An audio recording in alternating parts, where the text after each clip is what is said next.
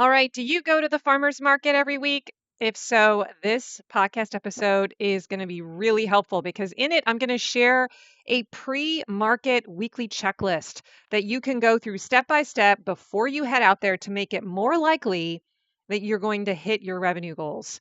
Are you ready to hear what it is? Let's get started.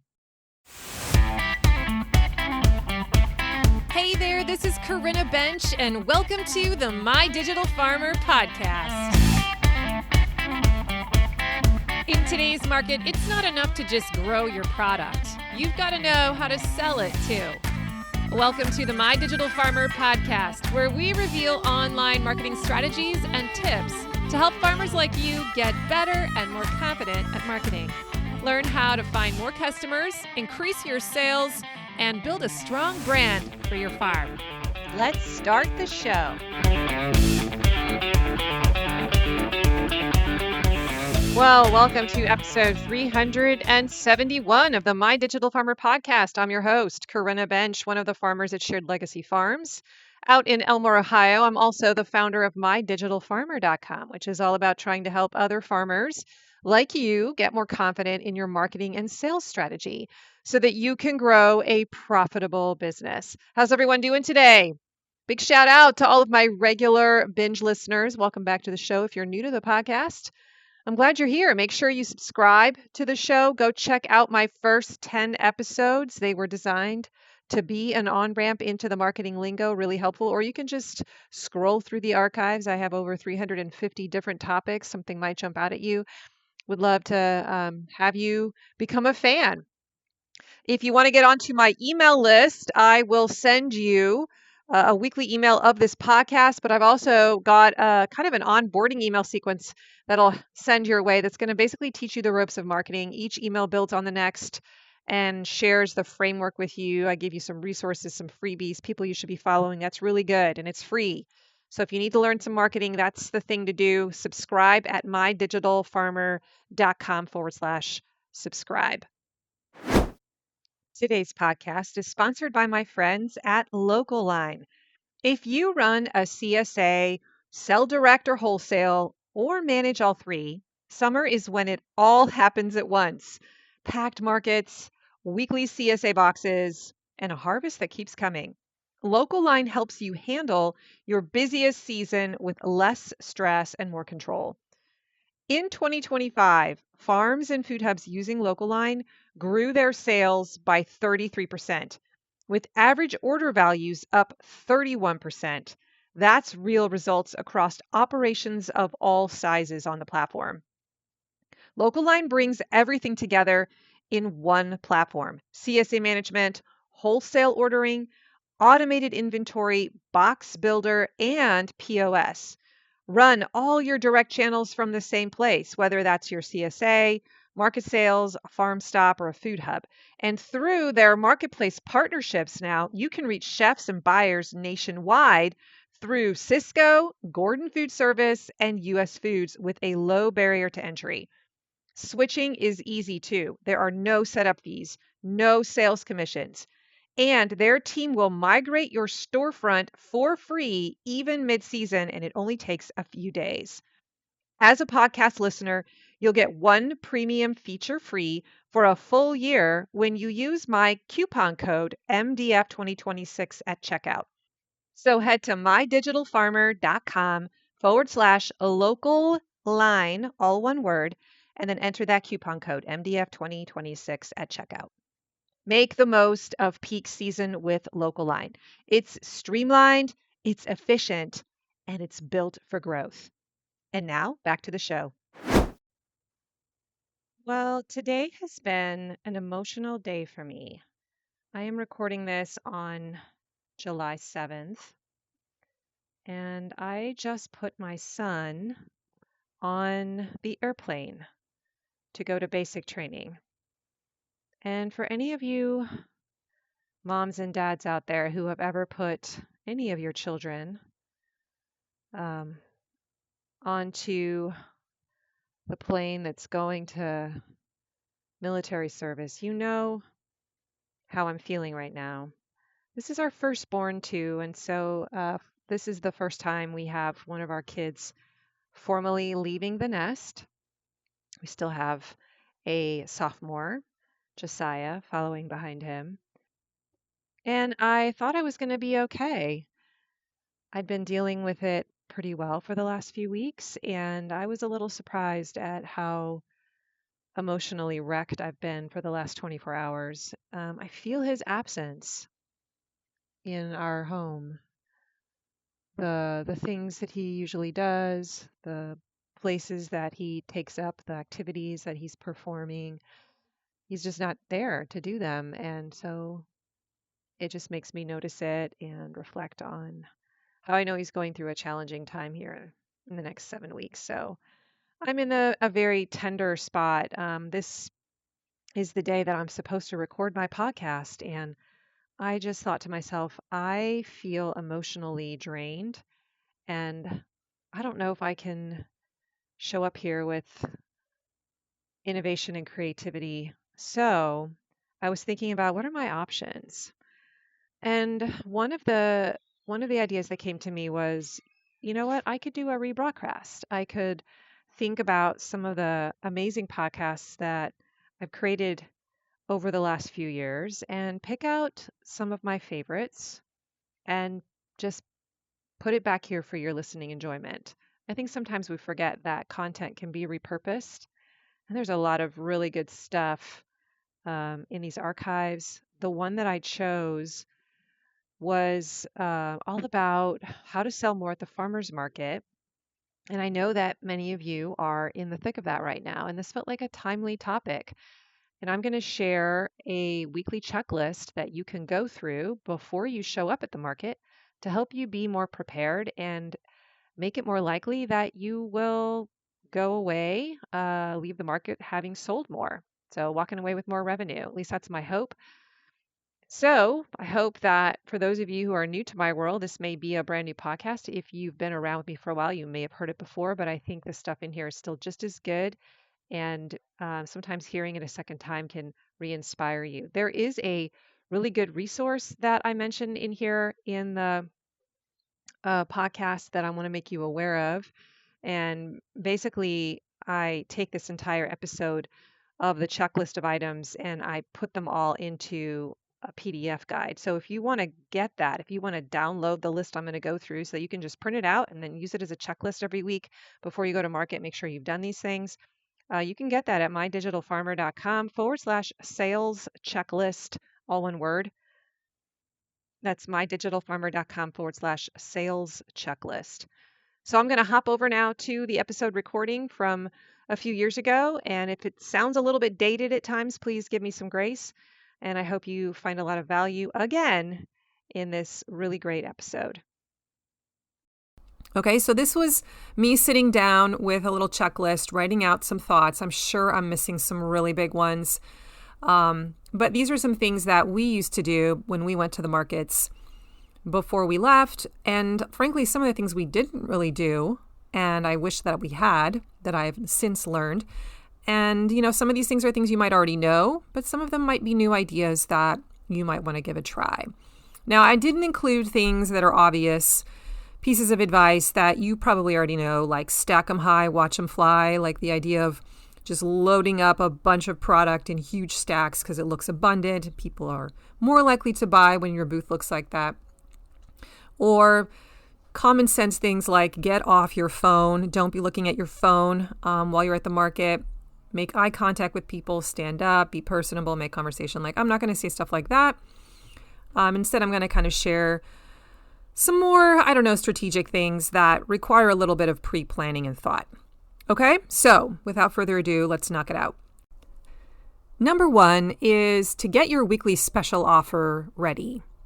I feel like every single week at the farmer's market, there should be either a featured item that you point to or some kind of featured sale or quote unquote offer. Maybe you have a special bundle or a special pricing thing, or spend $50 and get $5 off, or spend $50 and get a free lemonade at Ackerman's Berries over on the other side of the market, and create like a little affiliate partnership there. This is where you get to play with all the different styles of offers that are out there. If you want to explore what some of those different offers could be, I encourage you to sign up for my free coupon code challenge, which is going on during the entire month of June. You can subscribe by going to mydigitalfarmer.com/coupon code. This is really fun. Basically, we're exploring the different uses of coupon code formulas and styles. And in the process, you're kind of getting exposed to the different types of offers that you could run. So even if you don't use coupon codes at the farmer's market, doing this challenge will show you some of these different offer styles that you could use at a market setting. So I want to encourage you to sign up for that if you haven't already. It's a live challenge, but when you subscribe, you'll get a weekly email for 4 weeks in a row. Every week I give you 2 new coupon codes, and then you're challenged to use one of them in an offer.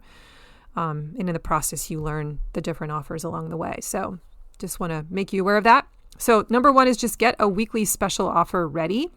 I actually think it's a good idea to have the special offer for the next week kind of on deck as well, because as I will explain in a moment, I recommend that you tell your customers at the point of sale about the next week's special offer so that they know what's on deck and they're maybe incentivized to come back the next week to buy again. So if you sort of always have the next 2 offers ready in the bag, that helps you lure them back in.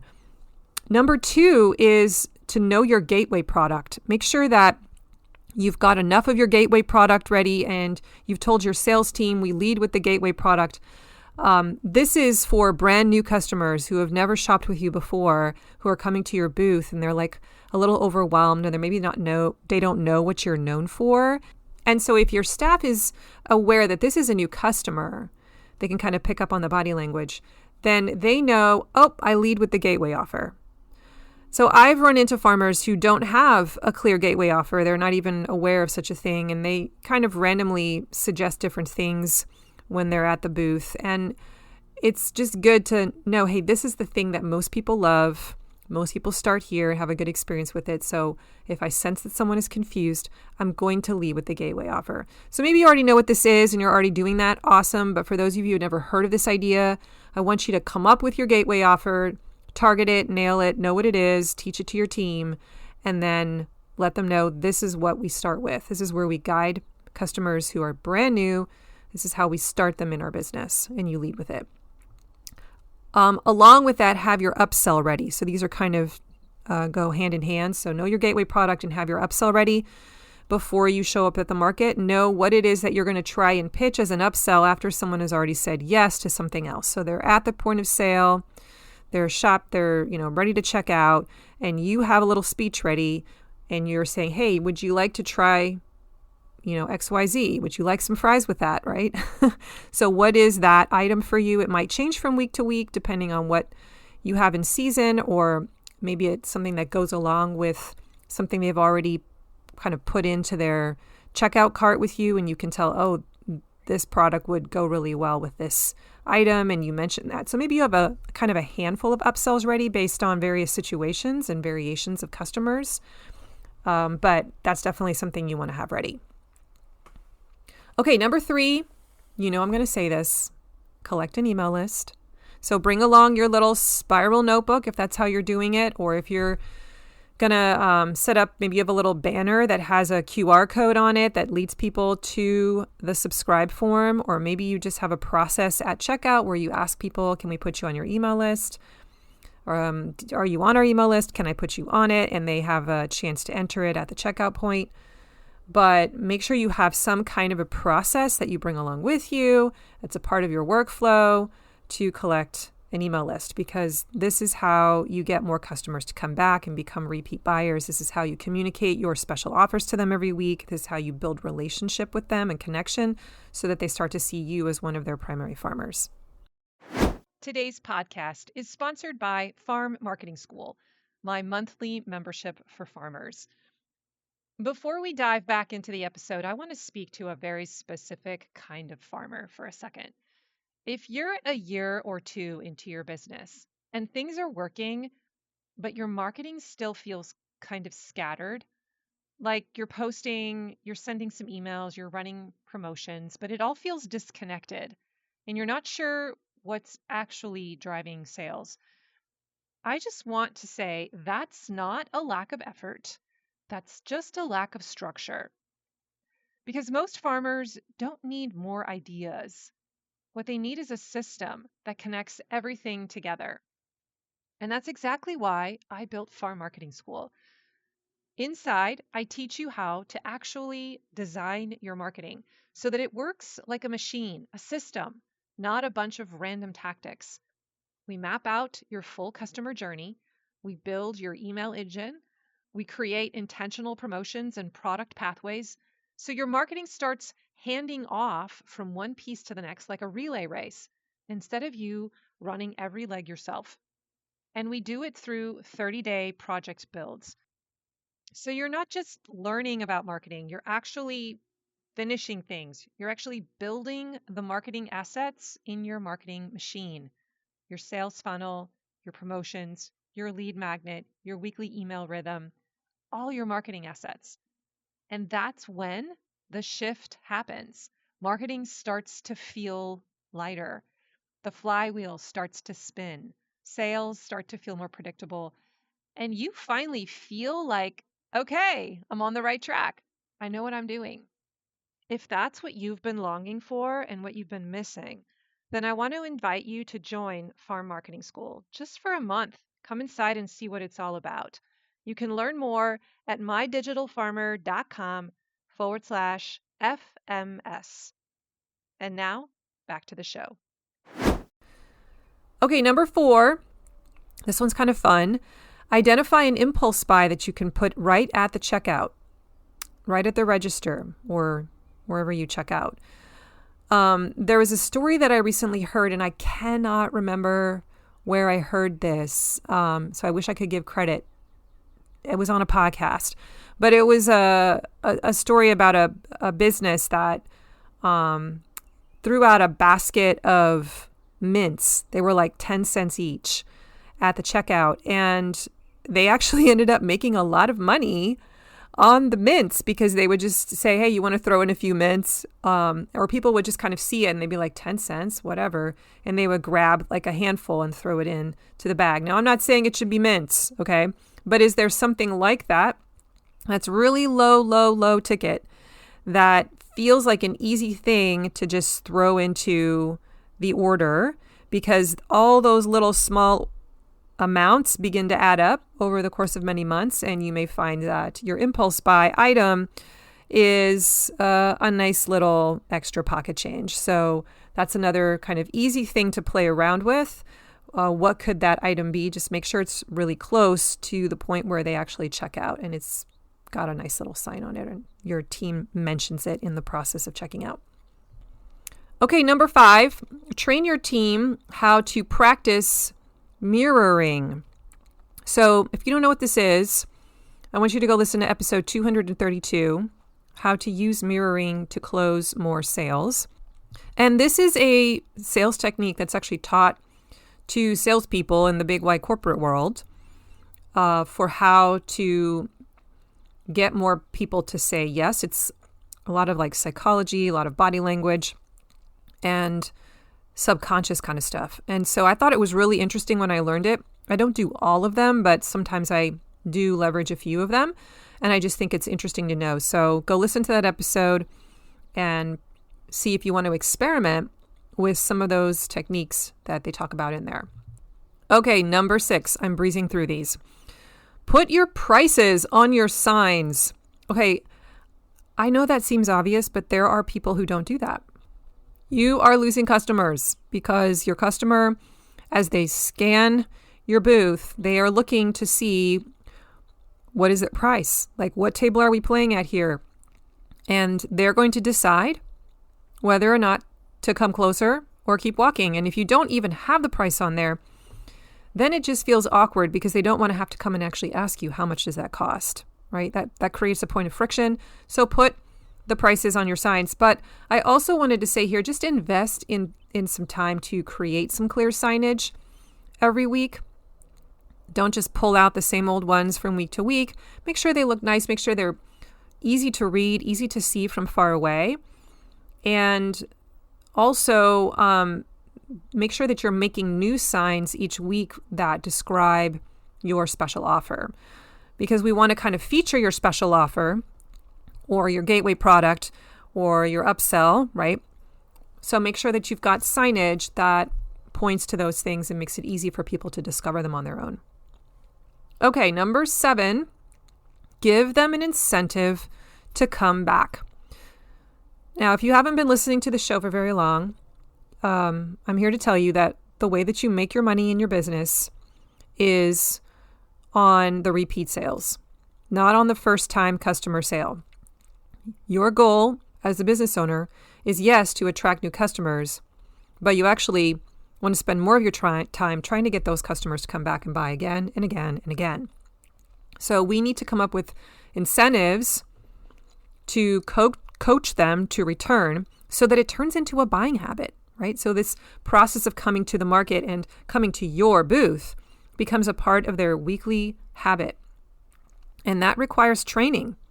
It's sort of like, training your children how to eat, training your children how to go to the bathroom, training your dog how to obey your signals, right? You have to train your customer. So here's some examples of things that you might do that could qualify as incentives. You could give them a physical coupon for next week that explains what the offer of the week is going to be next week. It could be a coupon that has a coupon code on it that they can go and use in your online store to pre-order something that they have to pick up next week. And that's the only way that they can get that coupon code. You could also say, hey, I'm going to have XYZ product next week. Would you like to pre-order it now? We'll just throw it on your order, and then I'll make sure that you have it next week because I'm only bringing a small select number, and I'm only going to bring it if they're pre-ordered. You could try that, see if that causes people to buy. Okay? You're just trying to create a reason for them to have to come back next time. So experiment, think about what some of those different kinds of offers could be. I know there are several examples of those in the coupon code challenge coming up. If you want to subscribe to that, you'll get exposed to some other ideas on that. Number 8, have your checkout speech ready. Well, not just your checkout speech, it could be your sales speech too. So whenever you have a customer coming up to you at the booth, sometimes it's crazy, right? And there's like 10 people all at once, and there isn't like one specific spot they all go to. They're kind of stretched out along this big line of tables. I get it. But you want to have like 3 or 4 things or 2 or 3 things that your team knows they always say to every customer in a certain order. So maybe it's like when somebody first walks up to the table, you make sure that your team leads with, hey, so glad you're here. Welcome. Today's offer of the day is XYZ, right? So they lead with this little speech of here's what we have on sale today, or here's what our special is today, or here's the special offer. This is just like when you walk into any other kind of retail store, like brick and mortar. Sometimes they have someone standing there who greets you and then just says, hey, I just want to make sure you know today all dresses are on sale 20% off, right? And then you just kind of take that information in, and it may make you decide to shop for a dress, right? Something like that. So you need to have that opening offer ready. That's in the speech. Make sure they know the upsell so that they're ready to upsell as part of the speech at the right time. Make sure they know what to say as they're checking out, like, hey, next week the offer is going to be this. Hope you can come back. Maybe that's part of the speech. And then, are you on our email list? Would you like to be on our email list? If the person can tell that they haven't subscribed yet. Okay, so those are at the very least some of the things to consider putting in that speech, but get clear on what that is, write it down on a little note card, share it with your team, and make sure they're doing it. Now, it's going to take a while if your team has never done this before for them to get into this rhythm, but you really need to kind of get this into their head that this is important. These are little triggers, these coachable sentences and phrases kind of coach our customer to the next conversion. So we really want to be using them. Okay, number 9, try to get people to pre-order your produce. So I just want to encourage those of you who haven't done this yet to consider getting an online store and playing around with it this coming season as a means to get people to pre-order your stuff for pickup at the market.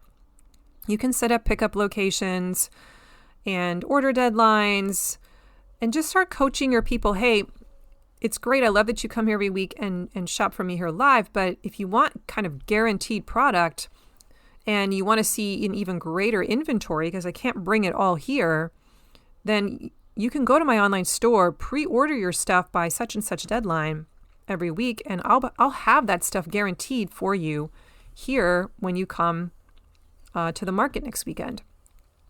It is a beautiful way to kind of guarantee sales, especially then if you have, bad weather at the market. Your customer is already pre-ordered, and so they have to come anyway and come get it. And so you're still making revenue that way. Plus, this is something I didn't realize until we started doing it. They end up often spending more because not only do they come and pick up their pre-order, but while they're there grabbing the bags from you, they see something else there on the table and they're like, oh, that looks really good. And they say, throw in another couple carrots. And, now you've just made more money. I know some of you are skeptical, but I guess I want to encourage you to pilot project this. Maybe just try it out on a free platform like Square, for instance, and just do it for 2 months and see if you don't notice a difference. See if you can kind of build it into your workflow. It does require you then to have a process in place for pre-packing that stuff in advance. That is extra work, but once you build that workflow into place, it kind of becomes a rhythm of your farm. You can kind of see if this is worth it. Another idea here is to give somebody a fridge magnet that has that URL link on it or that has a QR code on it so that they can take that home, and then whenever they're inspired, I need to order XYZ, it's easy for them to go to the online store. They can find the link really fast and they can place their pre-order. Another idea that I sometimes share inside of our marketing school with my members is to hold back a popular item. So let's just say bacon flies off the shelf when you show up at the market and you usually sell out in the first hour. You could try this. Now, I know this is going to make some of you nervous, but if you just try it for 1 or 2 weeks where you don't let people be able to buy that item when they're at the market, they can only get that super popular item if they pre-order it. Just something to play with, because now all of a sudden you've created a mandatory pathway that requires them to go to the online store in order to get it or to pre-order it. And while they're in that online store, they'll buy other things, and you begin to build the habit of pre-ordering, right? That's kind of the goal here, is we want to encourage more people to create that buying habit so that that just makes your life easier, because now you've got guaranteed pre-sales, but they'll also come and spend more money once they come and pick it up from you. So you make even more revenue. So that's kind of a little trick to play around with. It can be very effective. You got to get the product just right, but that can work in your advantage. Okay, I've got 3 more. Number 10, make sure you're advertising your special offer 1 or 2 days before you actually go to the market on your various marketing channels. I know this seems obvious, but I feel like I need to say it. You're going to sell more if you send an email out to your list to say, hey, here's what I'm going to have at the market, or here's what the special is, or here's what our offer is, or here's the coupon code that you can use before 6 p.m. tonight in our online store to pre-order to get 10% off, to incentivize the pre-order, whatever. The more you do this pre-advertising, the more revenue you will make, the more people will show up. If you don't want to do email, if you prefer texting, I think texting probably has a better return, actually. You could use SMS and text your customer list. Okay, this is why we want to be collecting an email list, because now you can talk directly to your customer, let them know what's going on. Or if you have a sudden special announcement, or suddenly some really cool thing has come into stock the night before and you want everyone to know because it's so cool, or you only have a limited number of them and you want to make sure they aren't disappointed and they have to get there early to get it, this allows you to reach out and tell them that. Okay, number 11, look for ways to increase your average order value. This isn't really like a tactical tip. It's more just like a point, and you're going to have to figure out the strategy to get there. But I want to just remind you that the way that you make more money in your business is by getting your customers to come back for repeat purchases, right? To increase the lifetime customer value. The more times they come and spend with you, the more money you're going to make on that customer. But another way you can make money is by increasing the amount they spend every time they do buy from you. That's called the average order value. So you have to ask yourself, what do you want people spending each time? And it's different for every kind of farm business. Like a vegetable grower is probably going to have a lower average order value than maybe a meat producer would. So, for me, I think my average order value in the store can fluctuate between $18 and I want to say $25, $30 in that range, depending on the time of year. But for a meat producer, you guys might be more like in the, $100 range is where you want people to land if you've got a premium product there. So some of the different ways that you can get the AOV to go higher are to create these different kinds of offers, like I was talking about, to encourage them to spend more. Like, hey, if you spend $50 or you spend $100, you're going to get a free pack of bacon or whatever. Maybe you only give the bacon as a freebie if they spend $100. Ooh, there's another way to take a very popular product and limit it. If you want to do some kind of a kit, like bundle certain products together that go together, instead of them having to come up with the idea to bundle them, you already pre-bundle them. Or maybe you have, hey, these are our favorite starter chicken cuts, and you've already got them pre-bundled, and they're going to go off and start their journey with you with the best of what you have to offer. Okay, so look for ways to increase your average order value and come up with strategies to get them to buy more things. And then finally, number 12, make sure you're keeping records and notes of your sales. So when you go home from the market, take like 5 or 10 minutes and just jot down what you noticed about the day. What was the weather like? How were the crowds? Was there any special event going on at the market that would have drawn crowds? Was there positives and negatives? What were the big hot selling items? What was your special of the week? Make a note of that so that next year when you build your promotion plan, you can go back and kind of be reminded of the different things you did. What were the surprising things that flew off the shelf? Where did you make the most money? What didn't move? Yeah, just kind of write some quick notes down. And this is going to give you a lot of really good data and allow you to pivot and optimize as you go through the season. But I find it's really helpful to have that for the next year when I'm getting started again and I'm like, oh, what can I anticipate happening again? Or what were some of the good ideas I had last year that maybe I forgot about, right? I can go back and skim that little journal and see what I wrote down. All right, there you have it. That was my list of 12 things to make sure you do before you head to the farmer's market. Remember, if you want to get the whole thing in a checklist form, you can go to mydigitalfarmer.com/sales checklist. And it'll be right there. You can print it out, laminate it, and use it every week. Today's show notes can be found at mydigitalfarmer.com/371. And if you like today's episode, please share it with a farmer friend, or go and leave me a rating or a review on Apple Podcasts or Spotify or wherever you are listening to this. I'd really appreciate that. It helps more people find out about the show organically.